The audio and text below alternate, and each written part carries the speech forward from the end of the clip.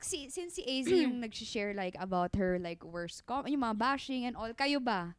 Ano yung mga worst comments that you've ever received? Trying to Worst remember. comments. Madami din. Ako, Madami din. so Ano? far, pinaka-worst na nabasa ko, paano ba?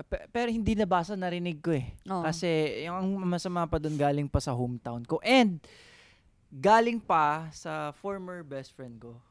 Ay, Na po. sinabi na social climber daw ako. Kasi daw, parang wearing yung branded na clothes, ganyan. Nung time na yun, bigay lang sa akin, ganyan. And I post on social media daw, mumukha daw akong ganun, mayaman, ganun. So parang, hindi, parang kumbaga, sa part ko naman, sa side ko, hindi ko naman tinatry na magmukhang ganun. Parang kumbaga, nag-posing lang ako. Hindi ko naman siguro kasalanan na dito ako nagpo-posing sa maayos na lugar, nakasuot ako ng maayos na damit, na nagta-translate ng ganun. Hindi ko alam kung ganun din ba yung point of view ng ibang tao. So parang masakit lang sa akin kasi galing kasi siya sa sa best friend ko former best friend ko. So ganun. Di ba Yun pwedeng isa sa mga- mag-upgrade ang mga tao? Diba? Kapag ba parang hindi branded yung mga sinuot mo growing up habang buhay, ganun ka na kailangan, ganun. Yun nga eh. Totoo. Di ba? Pwede naman tayong Mhm. mag-umasenso. Hindi ka naman, you're working hard naman. Pinagtatrabahuan mo Oo. naman para makuha mo yung mga Yeah. ibang tao talaga. May masabi lang Mema lang talaga. Mhm. Oo. Oo. Sabi niya kasi gusto niya daw makahingi ng mga giveaways pag nag-pull out ka. Oo. Yun. Mamigay ka naman Pero- daw. Bigay ka naman ng kasi. RL sa kanya. Pero eto, nung time na to kasi, di pa ako sa showbiz. Wala pa. High school Ay, pa Ah, lang. parang kami. ano to, influencer ka Oo, pala. mga ganun pa lang. Influencer era ka pa Ganung lang. era pa lang. So parang, Inggit lang yun. Ewan ko. Yun. Inggit galit at ang tuwa. masama pa Inggit nun, yun. yung mga nakukuha kong PR ganyan, binibigay ko pa sa kanya. Mga damit kong ibang maganda, pinapasuot ko pa sa kanya. Ganun. So parang wala lang. So wala kang yung like from a random Random comment now. like Now? random strangers. Parang yun lang yung nag-pop up na pinaka. Pero may mga yung starlet, mga ganun. Isa yun. Ayun, sa ang mga dami I hate. namang ganun eh. Dami naman talaga. Madaming ganyan. ganun. So Wala parang, rin. kumbaga, Common. Feeling ko na common yun sa ating lahat. Na ganyan. Ako sabihan wala. ng At ganun. honestly, wala pa akong bashers kasi siguro hindi pa ako sikat. Di So rin naman parang- ako sikat, so pero parang- alam, may mga Oh, ganun. Wala pa so far. Parang good pa naman yung mga nakukuha ko Mm, ngayon.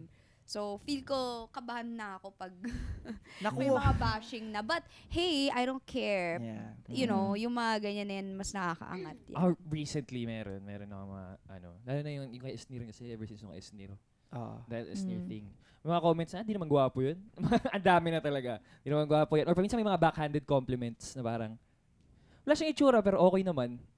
Ganun. So yung mga ganun naman, just okay lang. Wala naman ako pakialam. Ako yung, Ikaw? bawa yung sa Queendom, Mhm. tapos yung minsan magko-comment sila ng ranking nila, tapos ako yung last, ganyan. Or minsan may mga magko-comment na yung parang di naman daw ako biritera, bakit pa ako nilagay dun sa segment, may mga ganon.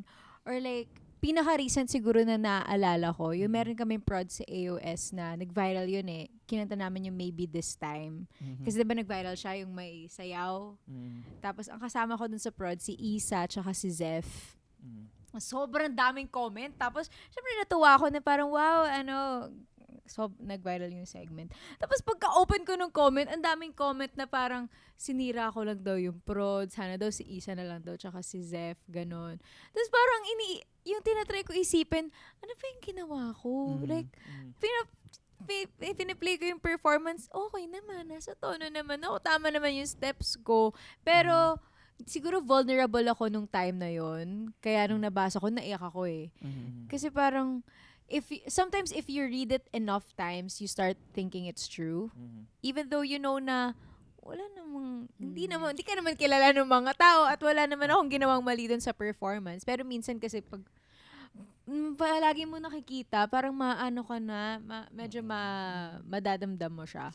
May ganyan So, pala ako. Isang oo. beses lang nung nag-perform ako sa AOS. And mind you, yung sayaw, yung tumabi ka dyan, yung prod na yon. And then, naka-off kasi yung aircon. Tapos paulit-ulit yun ni-rehearse kasi nga tape. siya Mhm. doon. So, nahulas ako. So, yung ginamit pala sa live was the pinaka-last na tinake na, na talagang, yung tayo, Ah. super hulas na. So, may nakita ako na nag-viral na video. Medyo viral lang naman siya kasi madaming nag-engage. Sabi pa niya, anyari kay Cheska? Bakit ang haggard-haggard? Ang pangit ng makeup mo, te? Yung mga ganon. Parang, hindi okay sa'yo ganyan, yung mga ganon. So, I think that was the pinaka-ano naman na worse. Na about May lang. dagdag din ako. Oo. Yun nga yung kay Esnir. Nung before, nung na-mention ako, ang dami nagsasabi, manggagamit ako, ganun, ginagamit ko siya. Tapos bigla ngayon naman, nung lumabas na, sinasabi, alam mo, never ko siya nakita mag-post para Esnir. Parang, never naman talaga siya sumuporta eh. So, patayin nyo na lang ako, guys. Patayin nyo na. Di ko na alam saan ako lulugar. Okay, andun lang naman ako. Di ko naman tiningi na i-mention ako. Or mapunta ako Yeah, doon. that's true. Oo. Yeah. Tapos nung na-mention ako, manggagamit. Tapos pag hindi ako nag-post, di sumusuporta. Correct. Ano na? Or yung mga, Ayop. minsan yung yun nga, pag sinasabihin ka starlet or like trying hard, mga ganun, at least nagtatry. Yeah. At least kami nagtatry. Try nyo din. And everybody goes through the bottom. Starlet. Going up. Yeah. It's not a bad thing. So, eto, AZ, ask ko lang sa'yo,